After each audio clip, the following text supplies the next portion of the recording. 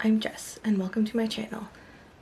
I've thought a lot about how I'm going to talk about this book, because it only came out about a month ago, and I don't want to review it with spoilers, but I also can't talk about it without including spoilers. So I've decided that this will be a spoilery review, and if you don't like spoilers, well, I recommend that you read House of Idyll and then come back and watch this video later. What is House of Idyll?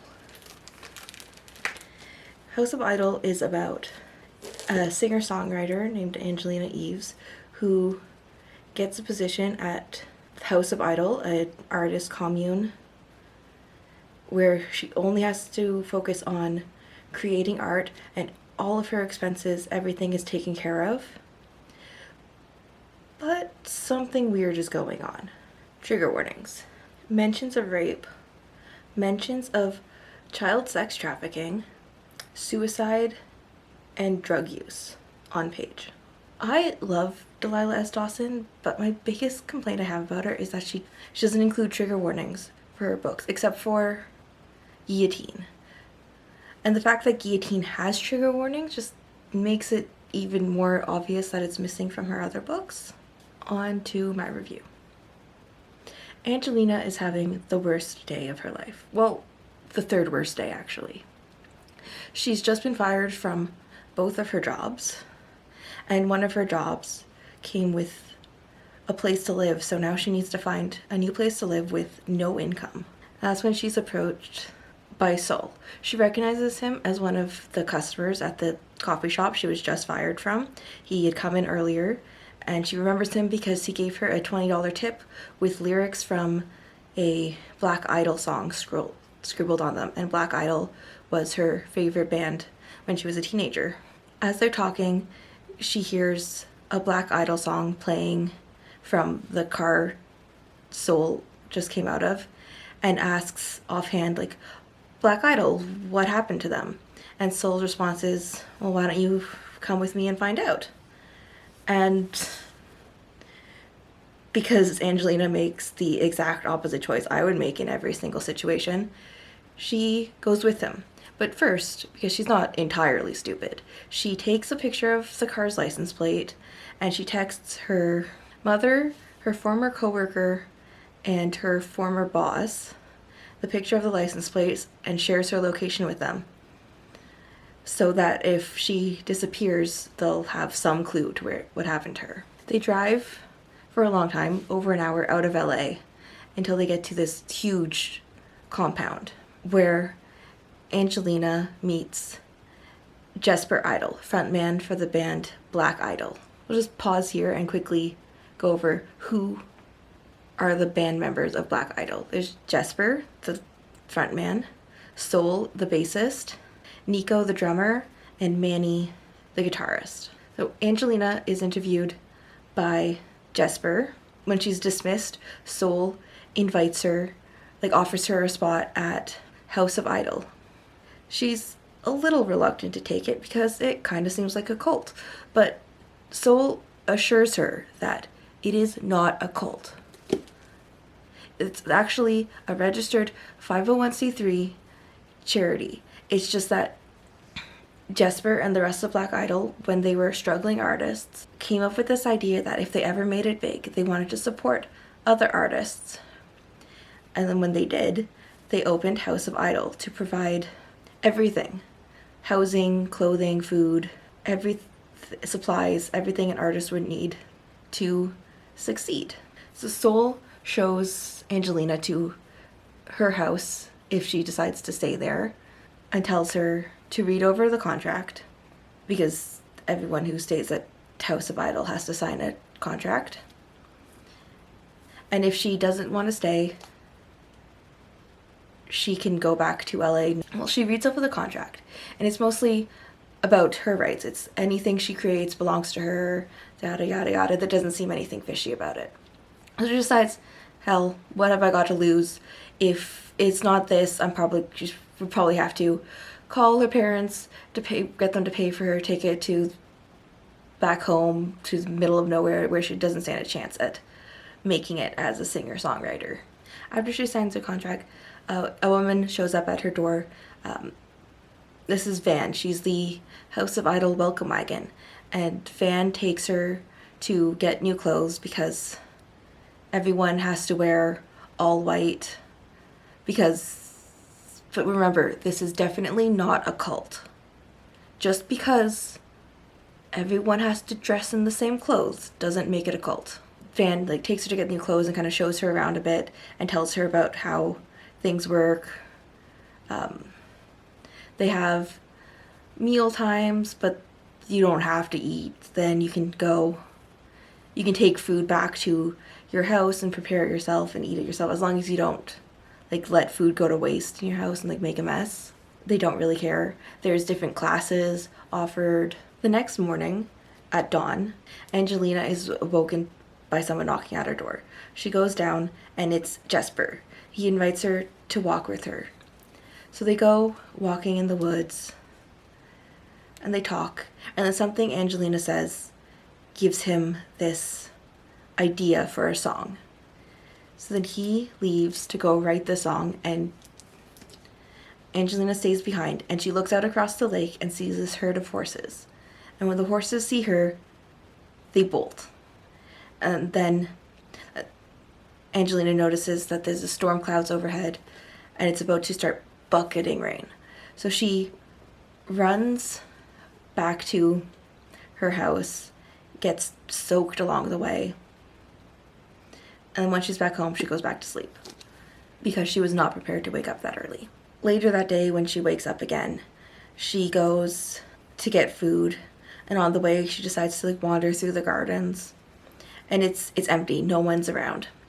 She wanders to the center of the garden, and she finds a pergola, and she thinks this would be a great spot to write songs. When she goes inside, something feels off, and that's where she sees it. A dead chicken. Its head a couple feet away on the ground. But there's no blood, so she knows this wasn't some wild animal's kill. A human must have done this. She then goes to get something to eat and intends to tell someone about the dead chicken, but she completely forgets and it never comes up again. And then Van finds her and tells her that, oh, Nico's offering a yoga class, and Nico's yoga classes are the best. Everyone's going to be there. You need to come. So they go do yoga. Everyone at House of Idyll is there and it is the best yoga class. It's the only yoga class she's ever actually enjoyed.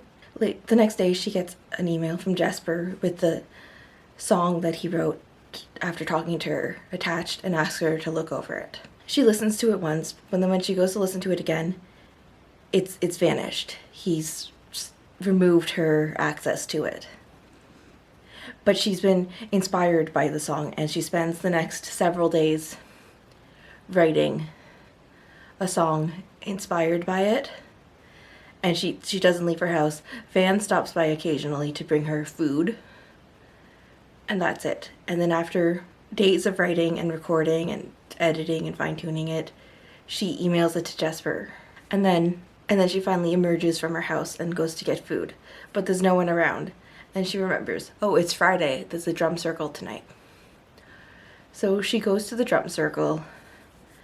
People are playing drums and dancing. Then Van sees her and grabs her and drags her over to dance and hands her something to drink. That was very likely more than just alcohol.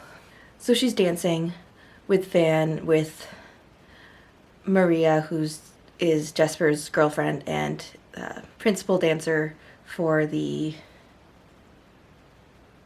some ballet company, I don't remember.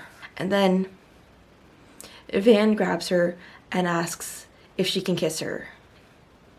And Angelina's never kissed a girl before, but she's always wanted to. She's bisexual, but has only ever dated men in the past. Because she's just not known how to date women. But then Jesper interrupts their kiss and carries Angelina away, who's very drunk. Because that swig of alcohol she took was definitely not just alcohol. And as she's being escorted away from the drum circle, she looks back and what I assume is an orgy is happening. And Jesper brings her back to the main house and puts her to bed. Nothing happens between them. Don't worry. And the next morning, she wakes up in her own house on the couch. I should probably explain the layout of House of Idyll. There's the main house where Jesper and the rest of the band live, and that's kind of off limits. There's the area where they eat and have classes and get their clothing from. It's kind of central. And then each of the residents have a tiny home just to themselves. And there's also a garden, and there's woods with hiking trails, and there's a gym. I also forgot to mention, on Angelina's first night, she locked the door to her house, and she was told that there are no keys. No one has keys to any of the tiny homes because no one's going to steal from them. Everyone has everything they need provided for them, so why would they steal? But she still locked her door at night just to feel safer. But when she woke up, there was a brand new guitar, an expensive guitar in her living room. So even though she doesn't have a key, and she was assured that no one has keys, someone has keys. So after she wakes up, she goes to get food, and she looks for Van, but can't find her anywhere. And she realizes she doesn't know which house Van lives in.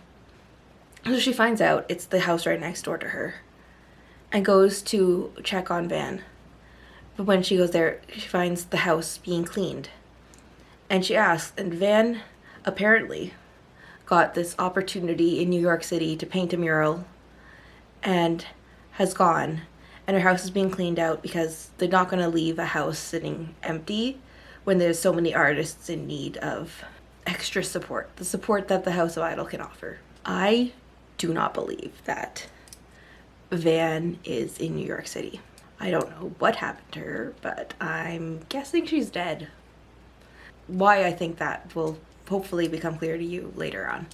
So after this, Angelina is invited to join the Inner Circle. The Inner Circle is made up of Black Idyll, the band, and some higher profile residents of House of Idyll. Like there's a celebrity chef, there's famous artists, recording record producers. So she's brought into this meeting that they're having where she's interviewed, and then she passes the interview. They let her join the Inner Circle, and they give her a necklace. Everyone in the Inner Circle wears matching necklaces with unicorn pendants. Really, most of what the Inner Circle does is just planning the kind of day-to-day mundane running of House of Idyll. They're deciding on the menu, deciding on what classes to be offered.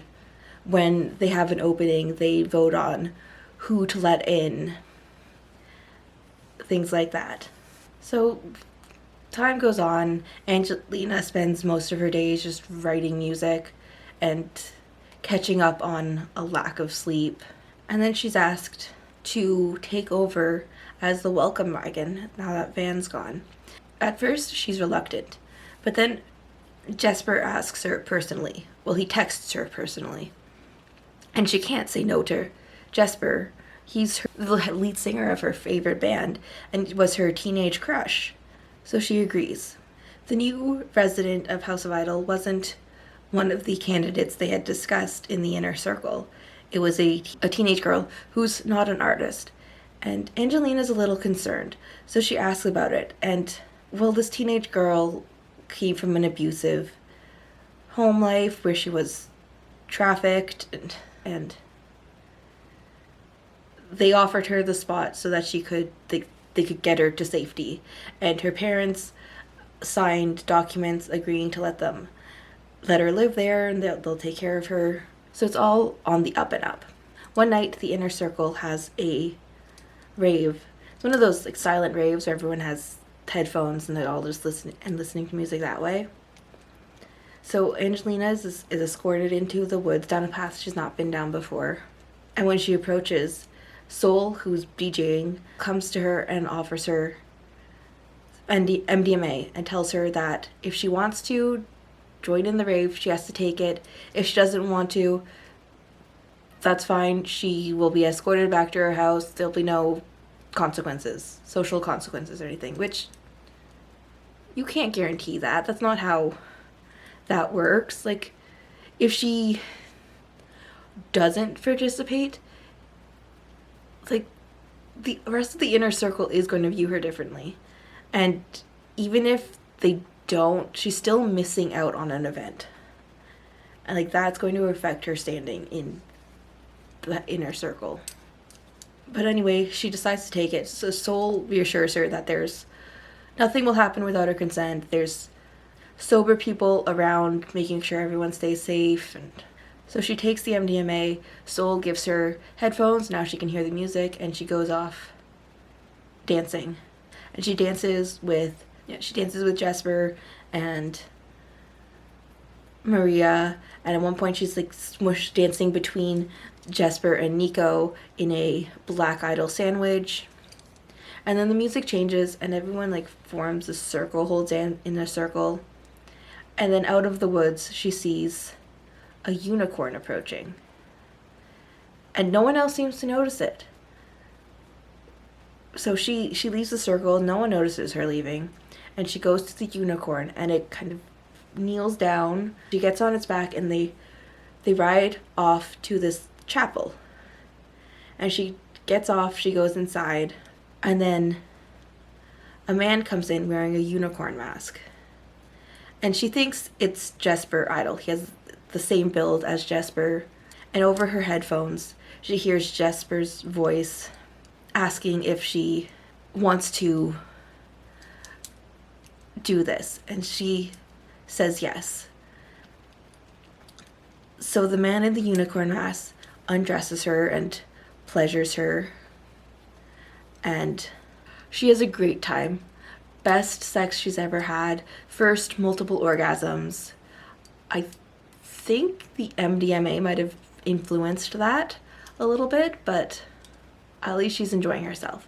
And then the next morning, she wakes up back in her house. Not really sure how she got there, but she still remembers the night before.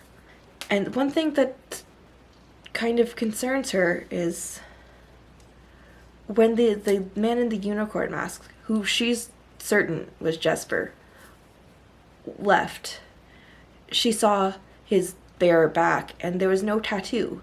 And Jesper has a big tattoo on his back. But it was probably just the drugs. She's not remembering it correctly. But to help fill in her memories, she decides to retrace her steps from the night before. She goes back to where the rave was, and she finds the tracks, the cloven hoof prints from the unicorn, who she assumes the unicorn was just a well-trained horse that they stuck a unicorn horn onto. And she follows the hoof prints to the chapel, and inside the chapel she finds the body of the new girl, Megan, in a pool of blood, her wrists slit, wearing Angelina's dress from the night before. She runs to Megan, tries to revive her, calls 911. When she gives the 911 operator her location, the call cuts out. And then she gets a call from Jesper asking her what happened. And then Jesper comes and finds her at the chapel and escorts her away and reassures her that House of Idyll is perfectly safe, that deaths are incredibly rare. This is only the third death that's ever happened in all the years that House of Idyll has been operating. There's been one prior suicide because there's just artistic temperament. It happens. Yet the other was someone was hiking, was bit by a rattlesnake, wasn't able to get to home soon enough. And really, like, Megan had such a troubled past. There was nothing they could do about her.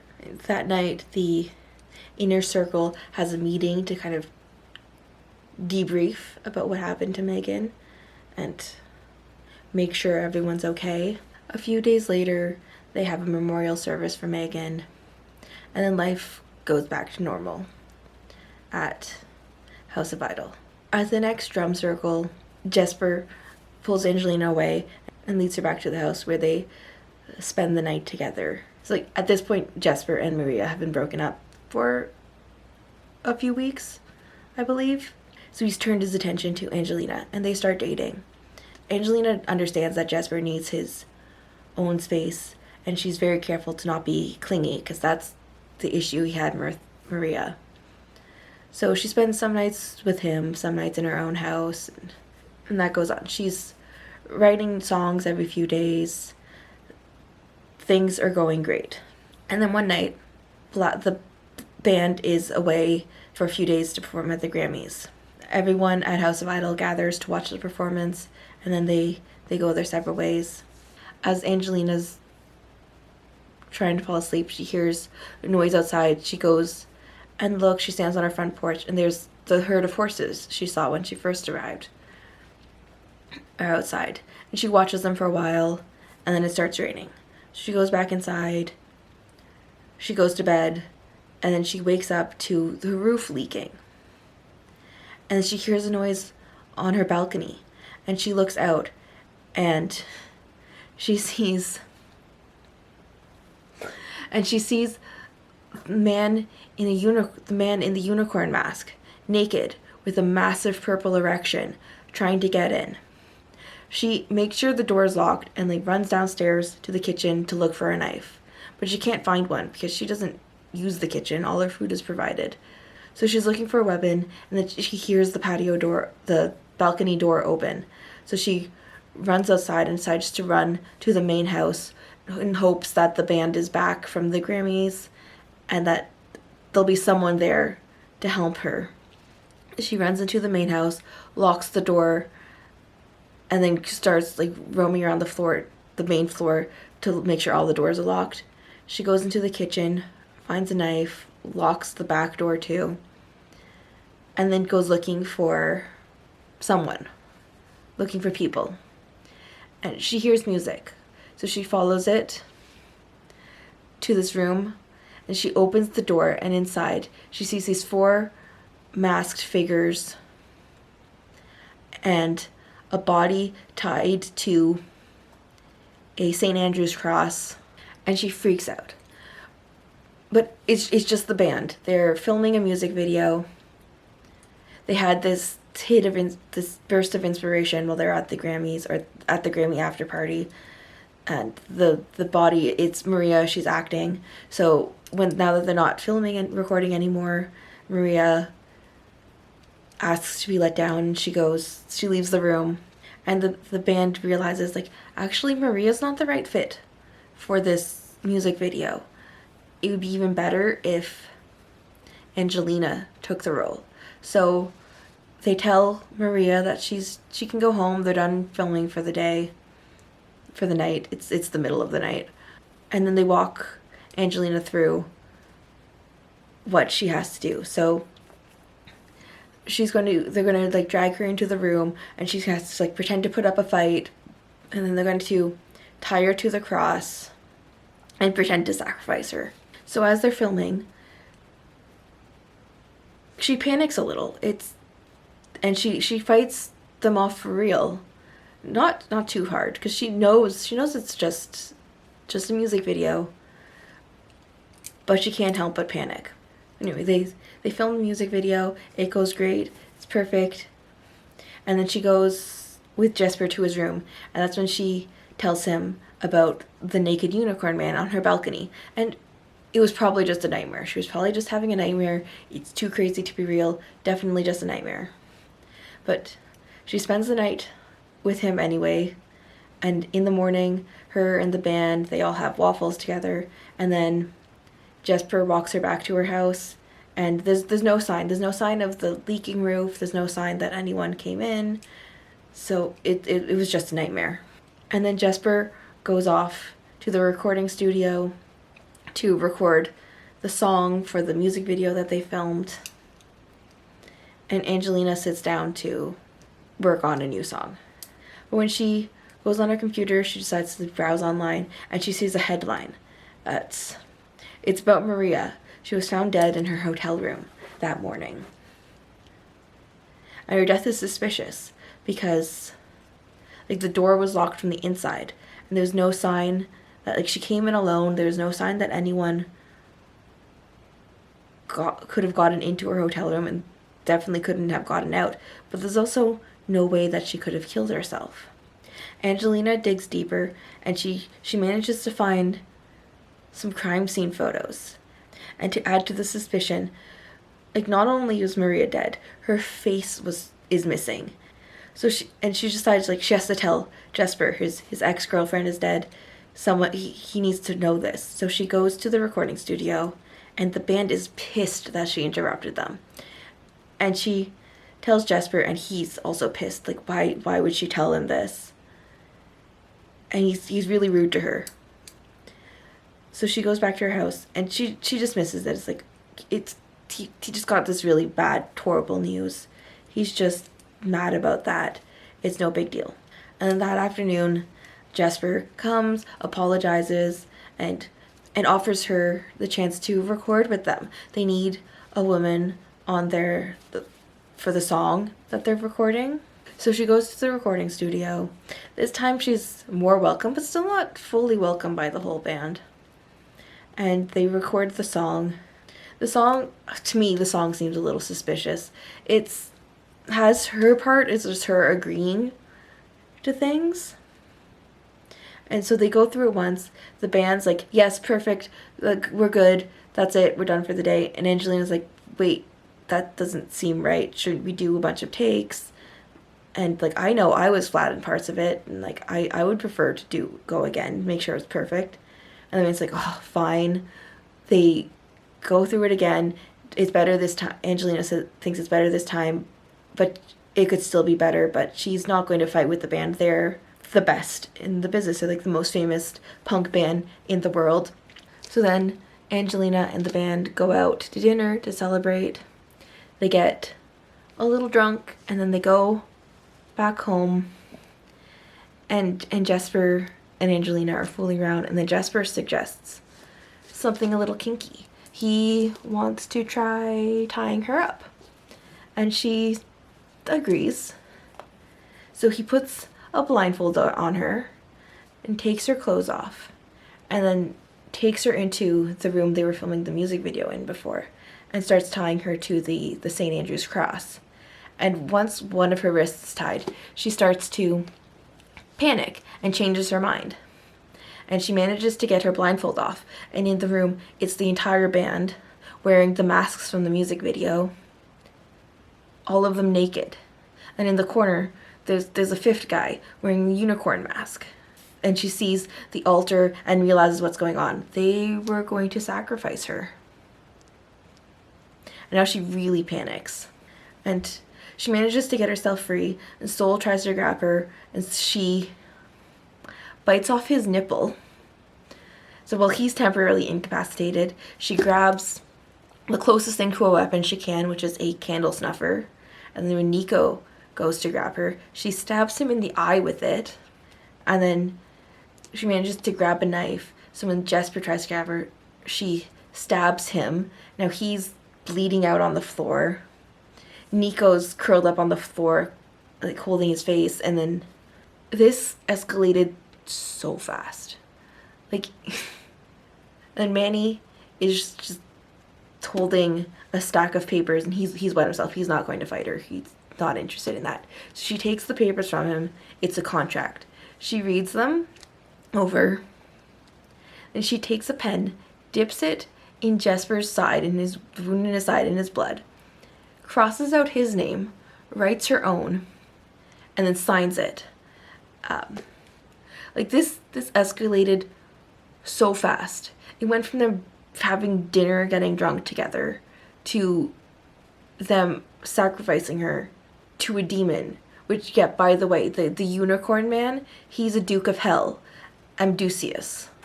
And then the book closes with a snippet from an interview that Angelina is doing.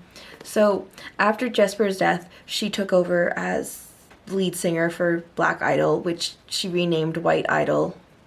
And it's the band's 10th anniversary tour. First year of her being part of the band, but 10 years for the original band. Like, the way this ended left me speechless. Like, what do you mean the band had made a deal with a demon, a Duke of Hell? And also, so Angelina fucked a demon. The guy in the chapel, that was a demon that she had the best sex of her life with. So one thing I want to talk about is consent. It's made, like, consent is something that's brought up throughout the book. And, like, even when they're about to, when she realizes they're going to sacrifice her, the band reacts, I mean, like, but you consented. But that's not how consent works. Like, I know, I've read enough of Delilah S. Dawson's books to know that she knows that consent can be revoked at any time. So I think, but the band being like, but you consented, is them being like, they're bad guys. They're bad people. They were going to sacrifice her to a demon. This isn't up for debate. They didn't actually care about consent. But for all this emphasis on consent, Angelina's consent is violated a lot. Like, first, when Van kisses her, like, yes, Van asks first, but she didn't wait for Angelina to give an answer. And sure, Angelina wanted to be kissed, enjoyed it, but she didn't get a chance to say yes. And then, in the chapel, she thought she was consenting to being with Jesper, not Amdusias. So she didn't consent to that encounter. She was tricked into it. When she was asked consent, it was Jesper's voice over the headphones. I don't know why Amdusias has the exact same build as Jesper. I'm sure there's reasons.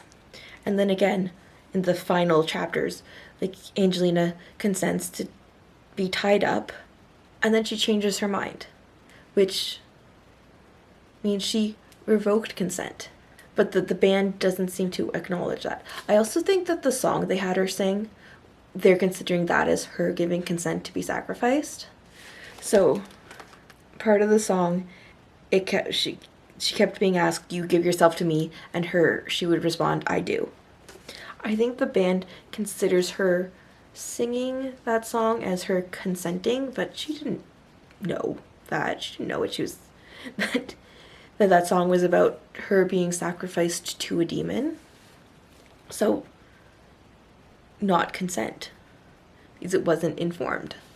I think that's part of the point of the book. Like, this book is about like what it takes to make it in Hollywood, what it takes to make it as an artist, what sacrifices you're willing to make, and about how the industry will, like, violate your boundaries push your boundaries.